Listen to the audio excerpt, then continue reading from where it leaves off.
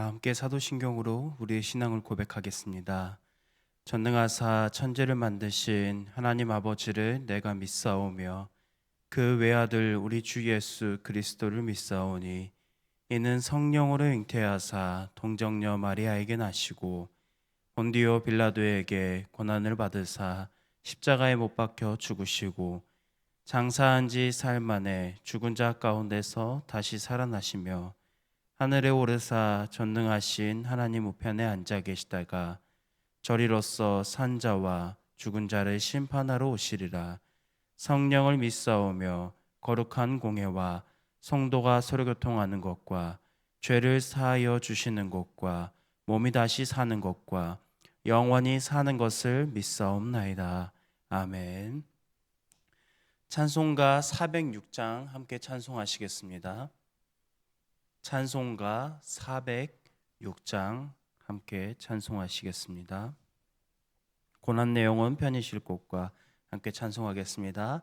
고난 내 영혼 편히 쉴 곳과 풍랑 일어도 안전한 포구 폭풍까지도 다스리시니 주의 영원한 파르지에 주의 영원하신 팔 함께하사 항상 나를 붙드시니 어느 곳에 가든지 요동하지 않음을 주의 팔을 의지함이라.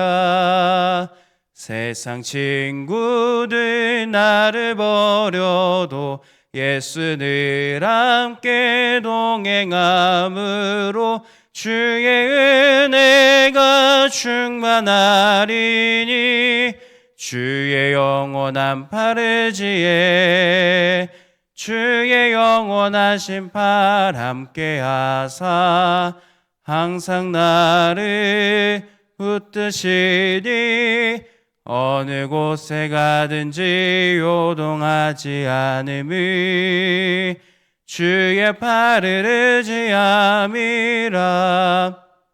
나의 믿음이 연약해져도 미리 예비한 힘을 주시며 위태할 때도 안보하시는 주의 영원한 파르지에 주의 영원하신 팔 함께하사 항상 나를 붙드시니 어느 곳에 가든지 요동하지 않음을 주의 팔을 의지함이라. 능치 못한 것 주께 없으니 나의 일생을 주께 맡기면 나의 모든 짐 대신 지시는 주의 영원한 파르지에 주의 영원하신 팔 함께하사 항상 나를 붙드시니 어느 곳에 가든지 요동하지 않음을 주의 팔을 의지함이라. 아멘. 늘 변함없는 사랑으로 우리의 삶 가운데 함께하여 주시는 아버지 하나님, 그 신실하신 사랑하심에 너무나도 감사드립니다. 하나님께서 우리를 사랑하시고 또 우리를 인도하여 주셨기에 또 우리가 함께 모여 하나님의 말씀을 나누고 기도할 수 있음을 고백합니다. 우리가 삶을 살아가는 동안에 예배를 통해서 또 말씀을 읽으면서 하나님이 우리와 항상 함께 하시며 우리의 삶을 붙들어 주시고 우리가 위태할 때에 우리에게 힘이 되어 주시는 분이심을 알아가고 또 신뢰하며 살아가게 하여 주시옵소서. 그리하여서 그 신뢰가 우리의 믿음의 바탕이 되어서 문제보다 더 크신 하나님을 바라보고 언제든지 주님을 찾고 도움을 구할 수 있는 성도로 또 하나님의 자녀로 살아가게 하여 주시옵소서. 거룩하신 예수 그리스도의 이름으로 기도합니다. 아멘. 하나님의 말씀 시편 6편 1절에서부터 10절 말씀입니다. 구약성경 806면에 있습니다. 시편 6편 1절에서부터 10절 말씀 우리 한 절씩 교독하도록 하겠습니다. 여호와여, 주의 분노로 나를 책망하지 마시오며 주의 진노로 나를 징계하지 마옵소서.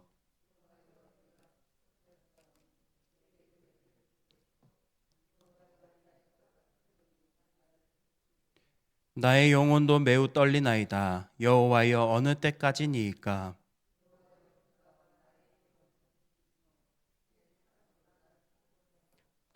사망 중에서는 주를 기억하는 일이 없사오니 수월에서 주께 감사할 자 누구리이까?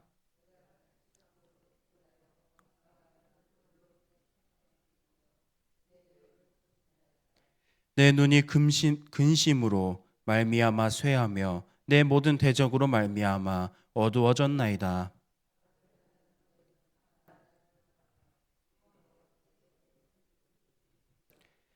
여호와께서 내 간구를 들으셨으며 여호와께서 내 기도를 받으시리로다.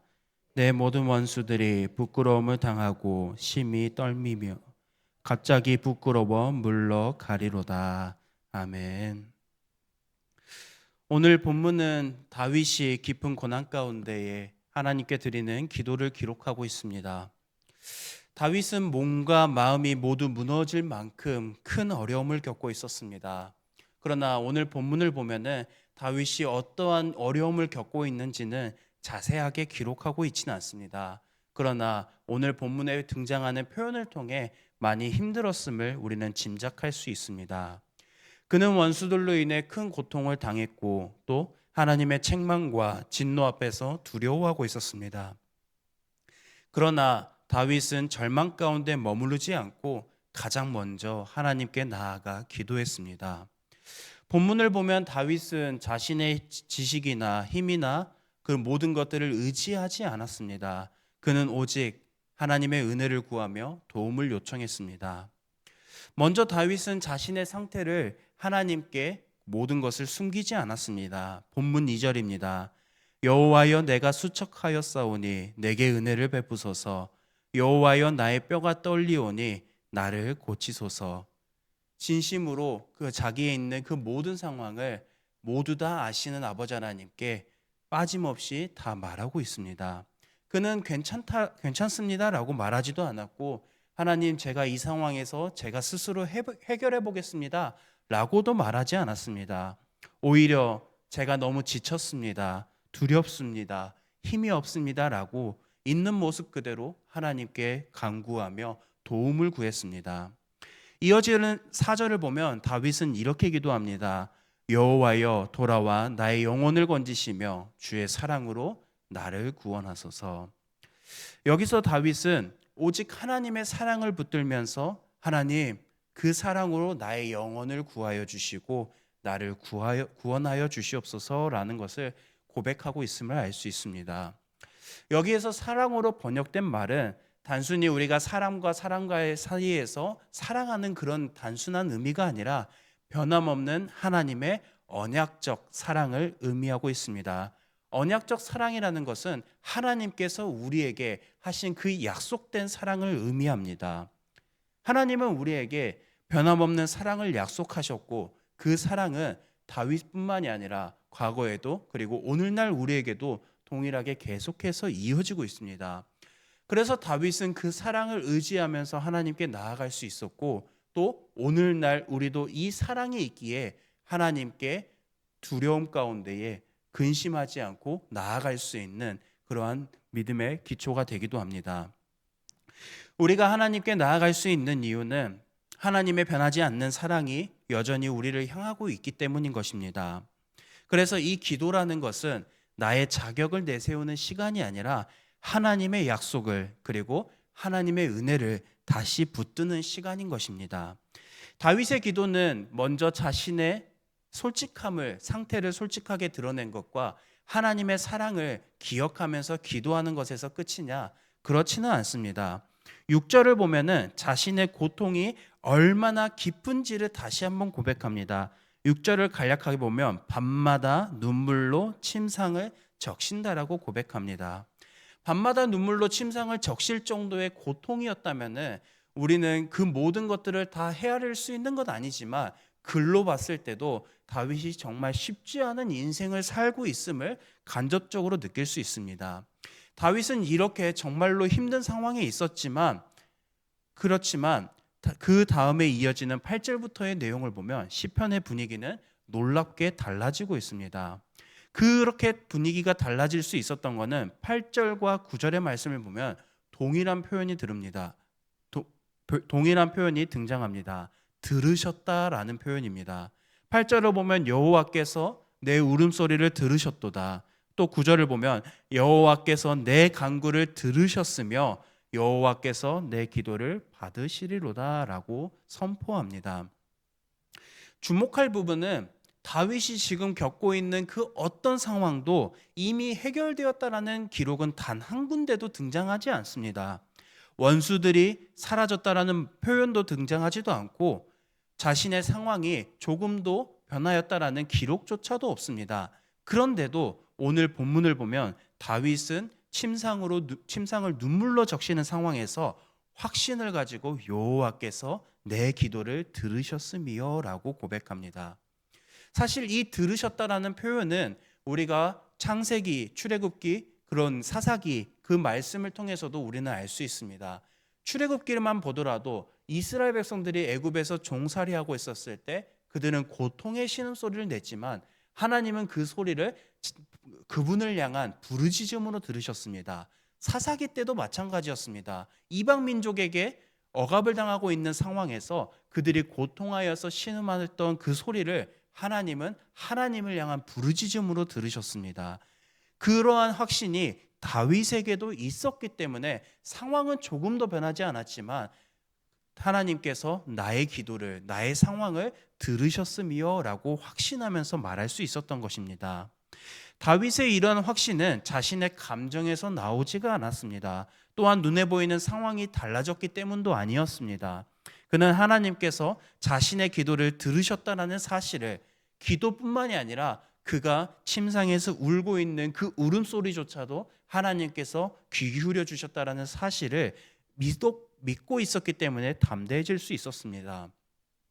이처럼 기도라는 것은 하나님께서 하나님께 우리의 사정을 아뢰는 것에서 끝나는 것이 아니라 기도 가운데에 하나님을 더욱 신뢰할 수 있는 거고 우리의 시선이 문제에서 하나님으로부터 옮겨지는 과정에 있는 것입니다.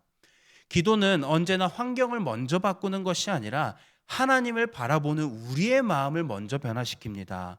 기도하기 전에는 내 문제, 내 어려운 상황이 더 크게 보였지만 기도한 후에는 이제서는 그 문제가 더 이상 우리에게 큰 비중을 차지하지 않고 그 모든 문제를 넉넉하게 이기게 하시는 하나님의 능력을 의지하면서 두렵지 않고 평안해질 수 있습니다. 우리의 삶 속에서도 여전히 답답하고 해결되지 않는 문제들을 겪어왔었고 또 앞으로도 겪어갈 것입니다. 기도한다고 해서 우리의 모든 상황이 즉시 해결되지는 않을 수도 있습니다. 그러나 다윗이 하나님께 확신 속에서 기도하였던 것처럼 오늘 우리 이 자리에 모인 모든 성도님들의 삶 가운데에 하나님을 향한 확신이 있길 간절히 소망합니다. 그 확신은 하나님께서 약속하셨던 것처럼 우리의 모든 간구를 기도뿐만이 아니라 우리의 고통하는 신음소리마저도 하나님을 향한 부르짖음으로 듣고 계신다라는 그 약속을, 그 마음을 기억하면서 하나님을 붙드시는 우리 귀한 성도님들의 삶이 되시길 간절히 소망합니다. 어려운 상황은 하나님께 나아가지 못하는 이유가 아니라 하나님을 더욱 의지하게 만드는 기회라는 사실을 또한 기억하시길 소망합니다. 오늘 하루도 염려와 걱정을 붙들고 혼자 살아가지 마시고 다윗처럼 하나님께 모든 것을 솔직하게 아뢰 수 있는 성도로 살아가길 소망합니다. 그리고 이렇게 기도할 때 우리의 기도를 들으시고 가장 선한 길로, 가장 완전한 길로 인도하시며 응답하시는 하나님을 더욱더 신뢰하는 우리 모두의 삶이 되길 간절히 소망합니다.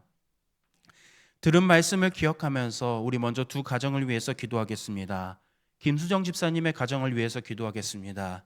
삶의 방향과 목적이 분명한 예수님의 제자가 될 수 있도록 또 맡겨진 직분을 잘 감당할 수 있도록 온 가족이 건강하고 하나님께서 믿음의 길로 인도해 주시도록, 이어서 차옥성 권사님의 가정을 위해서 기도하겠습니다. 남편의 영혼 구원을 위해서, 그리고 두 아들의 사업 축복과 또 아들의 건강과 신앙 회복을 위해서, 이어서 우리가 들은 말씀을 기억하면서 우리의 모든 간구를 들으시는 하나님을 신뢰하며 우리의 모든 것을 아뢰는 기도의 시간이 되고, 또 우리가 속한 목장 식구와 환우분들을 위해서 우리 함께 이 시간 개인의 기도 제목을 붙들고 함께 기도하며 나아가도록 하겠습니다. 기도하겠습니다. 사랑과 은혜가 풍성하신 아버지 하나님, 오늘 이 시간 우리가 주님 앞에 나아갑니다. 말씀을 통해 우리가 확신하며 이 시간 주님 앞에 기도합니다. 우리의 모든 간구를 들으시고 후회 주시고 꾸짖지 아니하시며